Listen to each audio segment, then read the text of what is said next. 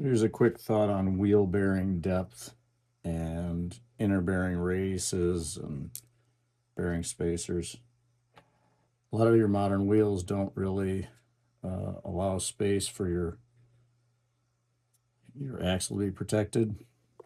You get some of these other ones with the sort of inset, and they seem a lot better for that. But sometimes it seems like you might want to space the wheel up a little bit.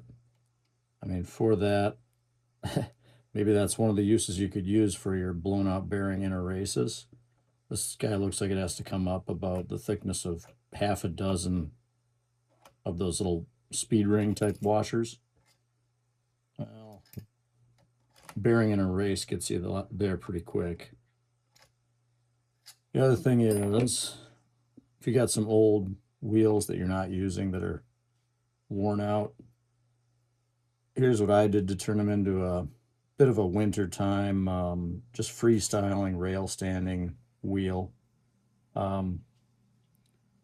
Took these wheels and locked them into a vise over, pardon my sump pump, over the drill pump, over a drill press.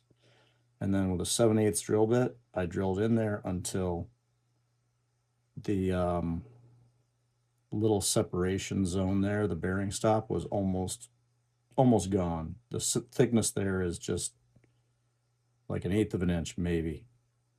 And of course, because the drill bit being shaped the way it is, it's kind of beveled on one side. Anyway, what you can do is you can just push in a bearing on one side as normal, and that would, that would sit like this. You'd still have an exposed nut. But on the other side, where you've got lots of room to drop that bearing in further, there I'm using a blown out bearing inner race to take up some of that space and to meet the other bearing that pushes down in. Then you've got a bearing that's sitting much lower than it should, or than it was meant to be. And then when it comes to your axle and the thing sits high, well, again, you could use another inner race if that was thick enough, or a bearing spacer. Bring that guy out. Then your nut's going to sit in there pretty nicely, and your axle is protected.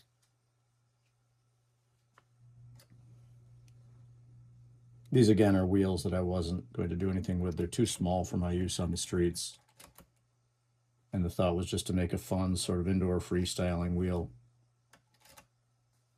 where the axle's protected. And yes, at this point, it sure is.